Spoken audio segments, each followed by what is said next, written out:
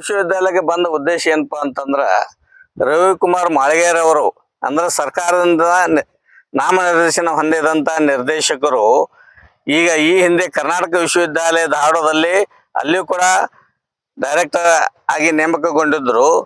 ಆದರೆ ಅಲ್ಲಿ ಇಲ್ಲಿಗೆಲ್ಲ ಚಟುವಟಿಕೆಗಳನ್ನು ಮತ್ತು ಕೆಲವು ಸರ್ಕಾರ ನೌಕರರ ಮೇಲೆ ಅನೇಕ ರೀತಿಯ ಅಪಾದನೆಗಳನ್ನ ಮಾಡಿಕೊಂಡ್ರು. ಅದರಿಂದ ಅವರನ್ನ ಅಲ್ಲಿಂದ ಉಚ್ಚಾಟನೆ ಮಾಡಿ ಸಸ್ಪೆಂಡ್ ಮಾಡಿದ್ರು.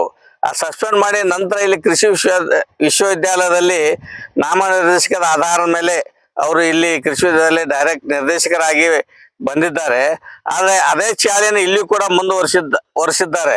ಇವರಿಗೆ ಸರ್ಕಾರನ ಏನು ಇವರು ನಾಮನಿರ್ದೇಶನ ಹೊಂದಿರ್ತಾರೆ, ಇವರಿಗೆ ಒಂದು ಕಾನೂನಿನ ಚೌಕಟ್ಟಿನಲ್ಲಿ ಕೆಲಸ ಮಾಡಲು ಒಂದು ಅಧಿಕಾರ ಇರ್ತದೆ. ಆ ಚೌಕಟ್ಟಿನೊಳಗೆ ಹೋಗಬೇಕಾಗ್ತದೆ.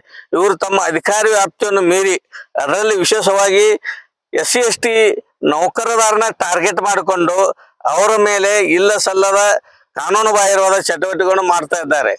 ಅವರ ಅಧಿಕಾರ ವ್ಯಾಪ್ತಿ ಇಲ್ಲದಿದ್ರು ಸಹಿತ ಅದನ್ನು ಮೀರಿ ನೀನು ಹೀಗೆ ಮಾಡಬೇಕು, ಹೀಗೆ ಇರಬೇಕು, ಹೀಗೆ ವರ್ತನೆ ಮಾಡ್ಬೇಕಂತ ಅವ್ರ ಮೇಲೆ ಒತ್ತಡ ಹೇರಿ ಅವರಿಗೆ ಮಾನಸಿಕವಾಗಿ ಚಿತ್ರಹಿಂಸೆ ನೀಡುತ್ತಿದ್ದಾರೆ. ಅನೇಕ ದಿನಗಳಿಂದ ಇದು ನಮಗೆ ಕಂಪ್ಲೇಂಟ್ ಬಂದಿದ್ದಾವೆ DSS ಕಚೇರಿಗೆ.